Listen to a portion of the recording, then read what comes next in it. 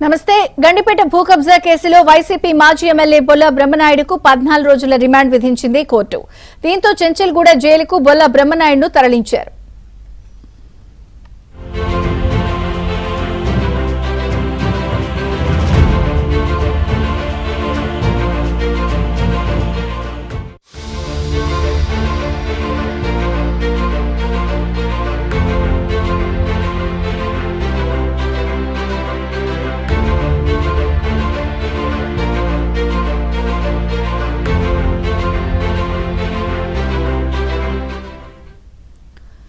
గండిపేట భూ కబ్జా కేసులో వైసీపీ మాజీ ఎమ్మెల్యే బొల్ల బ్రహ్మనాయుడుకు 14 రోజుల రిమాండ్ విధించింది కోర్టు. దీంతో చెంచల్గూడ జైలుకు బొల్ల బ్రహ్మనాయుడును తరలించారు.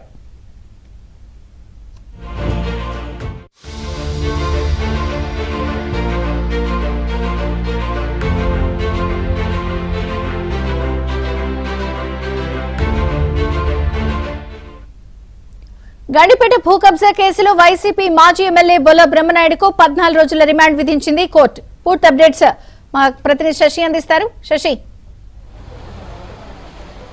గండిపేట భూ కబ్జా కేసులో బ్రహ్మనాయుడికి 14 రోజుల పాటు కోర్టు రిమాండ్ విధించింది. దీంతో కొద్దిసేపటి క్రితమే చెంచల్గూడ జైలుకు బ్రహ్మనాయుడును నార్సింగి పోలీసులు తరలించడం జరిగింది. నిన్న ఆయన్ను కాంచీపురంలో అరెస్ట్ చేసి హైదరాబాద్కు తరలించారు. ఇవాళ సుమారుగా ఉదయం నుంచి మధ్యాహ్నం వరకు కూడా ఆయనకు సంబంధించినటువంటి స్టేట్మెంట్ను ఈ భూ కబ్జా కేసులో రికార్డ్ చేయడం జరిగింది. ప్రధానంగా ఈఓడబ్ల్యూ పోలీసులతో పాటు నార్సింగి పోలీసులు ఆయనకు సంబంధించినటువంటి స్టేట్మెంట్ రికార్డ్ చేశారు. ఈ గండిపేట భూ కబ్జా వ్యవహారంలో బ్రహ్మనాయుడికి సంబంధించినటువంటి పాత్రను నార్సింగి పోలీసులు ఎస్టాబ్లిష్ చేసినటువంటి సందర్భంలో అందులో అంశంలో భాగంగానే ఆయనకు సంబంధించిన స్టేట్మెంట్ రికార్డ్ చేశారు. వాస్తవానికి బ్రహ్మనాయుడు ప్రధానంగా ఈ ల్యాండ్ కొనుగోలు చేయడానికి పెట్టుబడి పెట్టారు. మరోవైపు నిమ్మల కుటుంబానికి 4 కోట్ల రూపాయలు అమౌంట్ చెల్లిస్తే ఇందులో 1.5 కోట్ల నేరుగా బ్రహ్మనాయుడు ఖాతా నుంచే ట్రాన్స్ఫర్ అయింది. కాబట్టి ఈ అంశాల గురించి ఆయన ఆరా తీయడంతో పాటు ఇదే కాకుండా ఈ నకిలీ జీవోలు తయారు చేయడానికి కావచ్చు, నకిలీ పత్రాలను తయారు చేయడానికి ఇటు మధ్యవర్తిత్వం వహించినటువంటి రాధాకృష్ణకు సుమారుగా 8 కోట్ల రూపాయలు చెల్లించారంటూ కూడా ఇప్పటికే పోలీసులు చెప్తున్నారు. సో ఇదే అంశాల గురించి ఆయన్ని విచారించి ఆయనకు సంబంధించినటువంటి స్టేట్మెంట్ను నార్సింగి పోలీసులు రికార్డ్ చేయడం జరిగింది. సుమారుగా 12 కోట్ల వరకు కూడా ఈ గండిపేట భూమికి సంబంధించినటువంటి వ్యవహారంలో బ్రహ్మనాయుడు ఖర్చు చేసినట్టుగా ఇప్పటికే పోలీసుల దర్యాప్తులో వెల్లడైంది. కానీ వాస్తవానికి బ్రహ్మనాయుడు మాత్రం పోలీసులకు తనకేమీ తెలియదంటూ చెప్తూనే వస్తూ ఉన్నారు. తాను ఎక్కడా కూడా ఈ ల్యాండ్ కొనుగోలు చేయడానికి కావచ్చు, లేకపోతే ల్యాండ్ కబ్జా చేయడానికి తాను ప్రయత్నించలేదు.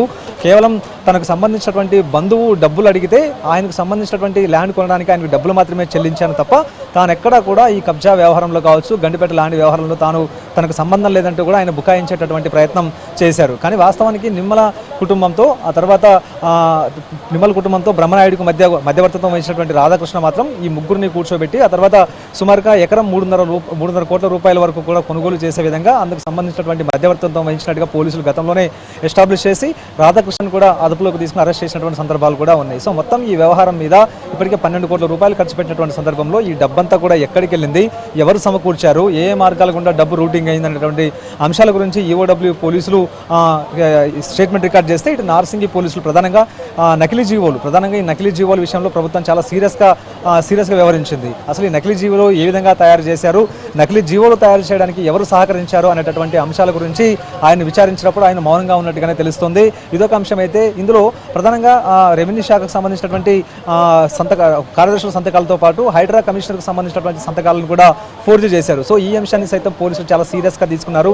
అసలు ఈ సంతకాలను ఎవరు ఫోర్జరీ చేశారు, ఎందుకు ఫోర్జరీ చేయాల్సినటువంటి అవసరం ఏర్పడింది అన్నది ప్రధానంగా నార్సింగి పోలీసులు ఇటు బ్రహ్మనాయుడు నుంచి వివరాలు ఆరా తీశారు. అయితే రాధాకృష్ణ అరెస్ట్ చేసినప్పుడు ఆయన దగ్గర ఈ స్టాంప్స్ అన్ని కూడా పోలీసులు సేకరించారు. కేవలం రాధాకృష్ణ తను స్వయంగా చేశాడా, లేకపోతే బ్రహ్మనాయుడికి సంబంధించినటువంటి సంబంధం ఇందులో ఏదైనా ఉందా అనేటటువంటి అంశాలకు సంబంధించి కూడా వివరాలు ఆరా తీసి అందుకు అనుగుణంగానే స్టేట్మెంట్ రికార్డ్ చేశారు. సో మొత్తానికి 4 గంటల వరకు కూడా నార్సింగి పోలీస్ స్టేషన్లో బ్రహ్మనాయుడిని ఉంచినటువంటి పోలీసులు ఆ తర్వాత అక్కడి నుంచి నేరుగా ఉప్పరపల్లి కోర్టుకు తరలించారు. ఉప్పరపల్లి కోర్టులో సుమారుగా అరగంట నుంచి 40 నిమిషాల పాటు సంబంధించినటువంటి వాదనలు కొనసాగాయి. అనంతరం జడ్జి మాత్రం నార్సింగి పోలీస్ స్టేషన్ ఇచ్చినటువంటి వివరాలు, కేసుకు సంబంధించినటువంటి తీవ్రత, ఆ తర్వాత నకిలీ జీవులను తయారు చేసినటువంటి విధానం, ఫోర్జీ సంతకాలు తయారు చేసినటువంటి విధానం అంతటిని కూడా జడ్జికు వివరించడంతో న్యాయమూర్తి న్యాయమూర్తి మాత్రం 14 రోజుల పాటు రిమాండ్ విధిస్తూ తీర్పును ఇవ్వడం జరిగింది. దీంతో కొద్దిసేపటి క్రితమే ఇటు బ్రహ్మనాయుడిని కొద్దిసేపటి క్రితమే చెంచల్గూడ జైలుకి తరలించారు. అయితే ఈ అంశం గురించి కొద్దిసేపటి క్రితం పిన్నెల రామకృష్ణారెడ్డి కూడా మాట్లాడారు. ఇదంతా కూడా కుట్ర అంటూ చెప్తున్నారు. ఇంత రాజకీయ కుట్ర, మరోవైపు ఏపీ సీఎం చంద్రబాబు కనసన్నల్లోనే ఇక్కడ ప్రభుత్వం పనిచేస్తుందంటూ కూడా కొన్ని ఆయన కామెంట్లు చేయడం జరిగింది. ఇదొక అంశం అయితే బ్రహ్మనాయుడు అరెస్ట్ మీద ఆయన కొడుకు కూడా స్పందించాడు. ఆయన కూడా మాట్లాడుతూ రాజకీయ కుట్రలో భాగంగా ఇదంతా చేస్తున్నారు తప్ప తన తండ్రికి ఈ వ్యవహారంలో ఎక్కడా కూడా సంబంధం లేదన్నది వీరంతా కూడా వాదిస్తున్నారు. కేవలం డబ్బు సహాయం చేశారు తప్ప ఎక్కడా కూడా తాము స్వయంగా ఈ ల్యాండ్ వ్యవహారంలో కావచ్చు, కబ్జా వ్యవహారంలో కూడా తాము ఎక్కడా లేము అంటూ కూడా వారు చెప్పుకొస్తున్నారు. సో మొత్తానికి మాత్రం పోలీసులు ఈ కబ్జా వ్యవహారంలో గండిపేట 9 ఎకరాల ల్యాండ్ వ్యవహారంలో మాత్రం ఇటు బ్రహ్మనాయుడు నేరుగా ఉన్నారు. ఆయనకు సంబంధించినటువంటి ట్రాన్సాక్షన్స్ గుర్తించాం కాబట్టి ఆయన అదుపులోకి తీసుకున్నామన్నది ప్రధానంగా ఇప్పుడు నార్సింగి పోలీసులు చెప్తున్నట్టు మాట. సో మొత్తానికి బ్రహ్మనాయుడును కొద్దిసేపటి క్రితమే చెంచల్గూడ జైలుకి తరలించారు. విజయదరిక. Thank you Shashi.